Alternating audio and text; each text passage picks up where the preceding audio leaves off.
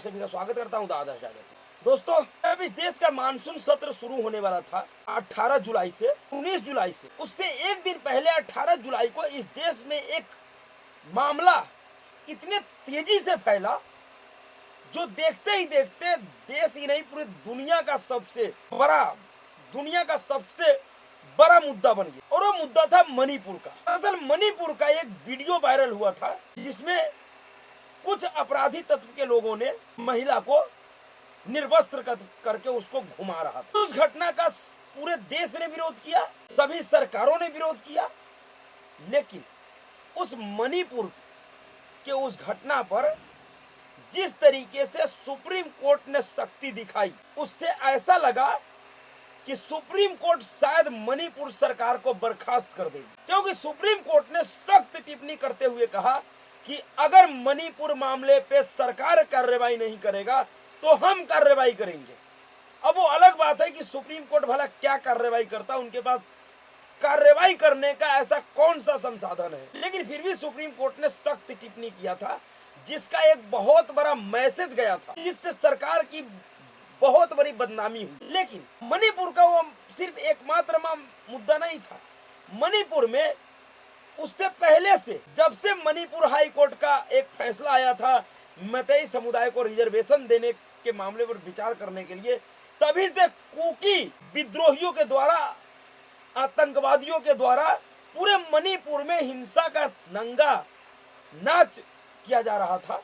और सबसे जरूरी बात यह था कि उसमें जब तक कुकी समुदाय मैतेइयों को मार रहा था, उनके घरों को जला रहा था, तब तक इस देश का ना ही कोई अदालत और ना ही कोई नेता मणिपुर में गया और ना ही मणिपुर मुद्दे को उठाया।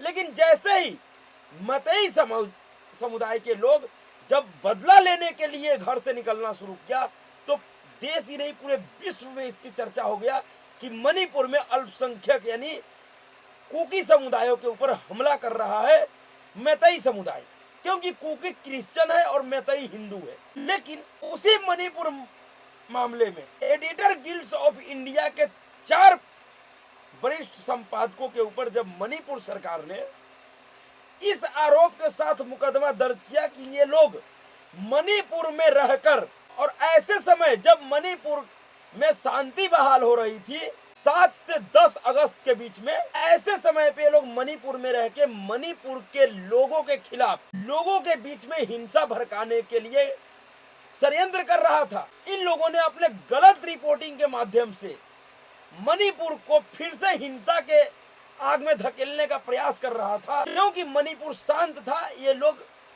इन लोगों को शांति बर्दाश्त नहीं थी। क्योंकि इसके पीछे का एक बड़ा कारण ये भी हो सकता है कि देश में G20 जैसा बड़ा सम्मेलन होने वाला, और शायद उसी को देखते हुए इन लोगों ने इस तरीके का घिनौना खेल खेलने के लिए मणिपुर में गया था, जिस पर सरकार ने एक्शन लेते हुए एडिटर गिल्ड्स ऑफ इंडिया के अध्यक्ष सीमा मुस्तफा, प्रधान संपादक सीमा गुहा, एक और प्रधान संपादक भारत भूषण और एक और प्रधान संपादक संजीव कपूर, 4 लोगों के खिलाफ जब मुकदमा दर्ज किया, तो उस मुकदमे के खिलाफ जब ये चारों लोग 3 सितंबर को मणिपुर सरकार ने इन लोगों के ऊपर मुकदमा दर्ज किया और गंभीर धाराओं में किया, हिंसा फैलाने के लिए, समुदायों में वैमनस्य फैलाने के लिए, सरकार के छवि खराब करने के लिए, राज्य सरकार को बदनाम करने के लिए। तो ये लोग राज्य सरकार के उस मुकदमे के खिलाफ सुप्रीम कोर्ट में चले गए थे और सुप्रीम कोर्ट ने पिछली सुनवाई में इन लोगों के गिरफ्तारी पर रोक लगा दिया था,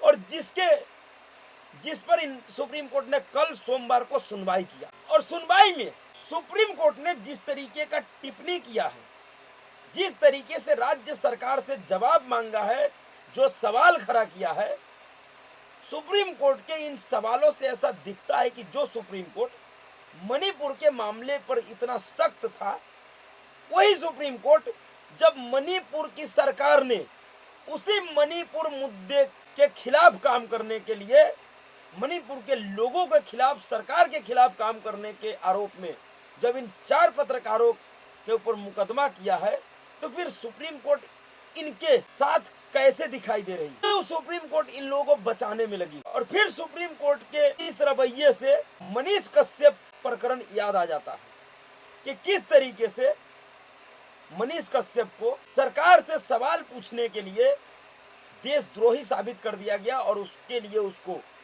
जेल जाना पड़ा और अभी भी वो जेल में है। पहले सुप्रीम कोर्ट के इन चारों पत्रकारों के मामले पे जो टिप्पणी है उसको समझते हैं कि उन्होंने टिप्पणी क्या किया है।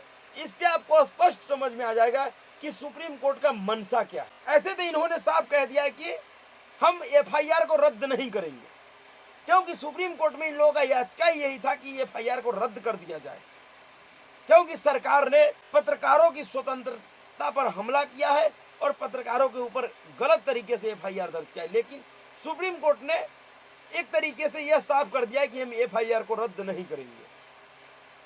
लेकिन उन्होंने जो टिप्पणी किया है, उनके टिप्पणी से कहीं ना कहीं सुप्रीम कोर्ट के नियत में खोट दिख रही है, क्योंकि इस तरीके का टिप्पणी अगर मनीष कश्यप प्रकरण में भी ये किए हो तो ऐसा लगता है कि शायद सुप्रीम कोर्ट पक्षपात पूर्ण व्यवहार नहीं करती है। लेकिन इनके टिप्पणी से पक्षपात का बू नजर आ रहा है। दरअसल सुप्रीम कोर्ट ने editor guilds of India (EGI) की ओर से मणिपुर हिंसा पर तैयार की गई फैक्ट फाइंडिंग रिपोर्ट को लेकर आपराधिक मामला दर्ज करने पर सवाल उठाया है, खास तौर से यह देखते हुए कि उनकी रिपोर्ट व्यक्तिपरक राय पर आधारित थी। जस्टिस DY चंद्रचूड़ की अध्यक्षता वाली पीठ ने इस मामले को लेकर दायर याचिका पर सुनवाई शुक्रवार तक के लिए टाल दी है। यह याचिका EGI अध्यक्ष सीमा मुस्तफा और पिछले महीने राज्य का दौरा करने वाले 3 सदस्य टीम की ओर से दायर की गई थी। साथ ही बेंच ने बॉडी को दिल्ली हाई कोर्ट जाने की अनुमति देने के लिए राज्य से जवाब मांगा है, ताकि उनके खिलाफ मणिपुर में दर्ज 2 आपराधिक मामले को रद्द किया जा सके। एससी की इस पीठ में CJI के साथ ही जस्टिस PS नरसिम्हा और जस्टिस मनोज मिश्रा भी शामिल है। बेंच ने कहा, आखिरकार यह एक रिपोर्ट ही तो है, क्या यह किसी आपराधिक मामले का मैटर हो सकता है? समझिए, सुप्रीम कोर्ट कह रहा है कि आखिरकार यह एक रिपोर्ट ही तो है। एक रिपोर्ट ने गौतम अडानी के अरबों खरबों रुपयों को डुबो दिया था। शायद सुप्रीम कोर्ट ये भूल रहे हैं। एक रिपोर्ट के आधार पे ही मणिपुर में इतना बड़ा हिंसा हो गया, क्योंकि इस तरीके का प्रपोजल हाई कोर्ट ने राज्य सरकार को दिया था, वो भी एक रिपोर्ट का ही माध्यम था। उन्होंने कहा था कि मैतेई समुदाय को आरक्षण दिया जा सकता है कि नहीं, इस पर राज्य सरकार केंद्र से विचार करे।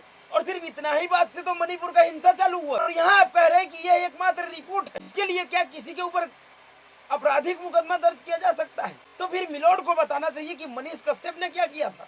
मनीष कश्यप कौन सा तमिलनाडु में जाके तमिलनाडु सरकार के खिलाफ जंग छेड़ दिया था? मनीष कश्यप भी तो एक रिपोर्ट ही बनाया था। बिहार में कौन सा उसने तेजस्वी यादव के घर पे हमला कर दिया था या नीतीश कुमार के घर पे हमला कर दिया था? उसने भी तो एक मीडिया में तो खबर प्रकाशित की गई थी, उन खबरों के आधार पे एक रिपोर्ट बनाया और उसने बिहार सरकार और तेजस्वी यादव से सिर्फ एक ट्विटर के माध्यम से सवाल पूछा था। फिर उसके ऊपर अगर देशद्रोह लग सकता है, उसके ऊपर NSA जायज है, तो फिर इन 4 पत्रकारों के लिए आपका इस तरीके का दया क्यों? अधिक से अधिक यह व्यक्तिगत राय ही है, यह ऐसा मामला नहीं है जहां किसी व्यक्ति पर ग्राउंड पर कोई गतिविधि करने का आरोप लगा हो। वहीं राज्य ने हलफनामा दायर करके कहा है कि FIR के खिलाफ याचिका मणिपुर हाई कोर्ट में दायर की जानी चाहिए। यह पूरी तरह से फंक्शनल है और जहां उपस्थित होने का प्रावधान है। मनीष कश्यप ने अपने खिलाफ जो मुकदमा दायर हुआ था, उसके संबंध में सुप्रीम कोर्ट में एक अर्जी डालकर सुप्रीम कोर्ट से मांग किया था कि मेरे ऊपर जितना मुकदमा है उसको बिहार में ट्रांसफर कर दिया जाए। एक ही अदालत में हम उसको ट्रांसफर कर, बिहार के हाई कोर्ट में, पटना हाई कोर्ट में उस सारे मुकदमे को ट्रांसफर कर दिया जाए। लेकिन सुप्रीम कोर्ट ने अपील सिब्बल के दलीलों के आधार पे मनीष कश्यप के खिलाफ जो मुकदमा बिहार से लेकर तमिलनाडु में एक ही तरह के मुद्दे पे हुआ था, उनको ट्रांसफर करने से मना कर दिया था। कह दिया कि आपको अगर राहत चाहिए तो आप मद्रास हाई कोर्ट जाइए। लेकिन यहाँ पर इन 4 लोगों के ऊपर जो मुकदमा दायर किया गया है, इनके ऊपर दया दिखाते हुए राज्य सरकार से यह पूछ भी दिया कि आप बताइए क्या इनके मुकदमे को रद्द कर दिया जाए मणिपुर में और दिल्ली ट्रांसफर कर दिया जाए, दिल्ली क्यों ना ट्रांसफर कर दिया जाए। आप सुप्रीम कोर्ट के व्यवहार को देखिए कि जिस तरीके का आरोप मनीष कश्यप पे लगा था कि मनीष कश्यप ने तमिलनाडु सरकार के छवि को खराब किया, तमिलनाडु और बिहार के लोगों के बीच में वैमनस्य पैदा किया और मनगढ़ंत रिपोर्ट तैयार किया और मीडिया में प्रसारित किया, इसलिए मनीष कश्यप के ऊपर एनएसए जायज है। तो फिर इन चारों पत्रकारों ने भी तो वही किया। एक वन विभाग के ऑफिस को कुकी उग्रवादियों के द्वारा जो जला दिया गया था, उसको अपने रिपोर्ट में दिखाया इन लोगों ने कि यह एक कुकी का घर है जिसको मेतैयों ने आग लगा दिया है। और अगर राज्य सरकार एक्टिव नहीं रहती तो हो सकता है इनके इस खबर मात्र से ही फिर से कुकी समुदाय के लोग मेतैयों के ऊपर हमला करते और फिर से हिंसा भड़क जाती। और यहाँ सुप्रीम कोर्ट कह रहा है कि ये एक रिपोर्ट ही तो है, इन्होंने कौन सा ग्राउंड पे जाके कोई षड्यंत्र किया है? तो ग्राउंड पे जाके मनीष कश्यप ने भी षड्यंत्र नहीं किया था मिलोड, उसने भी रिपोर्टें बनाया था, अपने रिपोर्ट के माध्यम से ही सवाल खड़े किया था, जो कि एक पत्रकार के नाते उसका अधिकार था। लेकिन मनीष कश्यप के लिए आपका फैसला कुछ और होता है और इन पत्रकारों के लिए, क्योंकि यह एक बड़े संगठन से जुड़े हुए हैं, जिस संगठन के पास न धन की कमी है न बल की कमी है।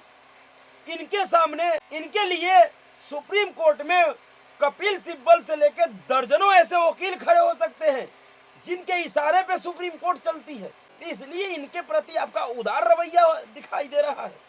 और मनीष कश्यप जो कि एक गरीब व्यक्ति था, उसके पास कोई कपिल सिब्बल और अभिषेक मनु सिंघवी, प्रशांत भूषण जैसे वकील नहीं था, इसलिए उसके ऊपर एनएसए जायज था, जबकि दोनों का अपराध सेम है।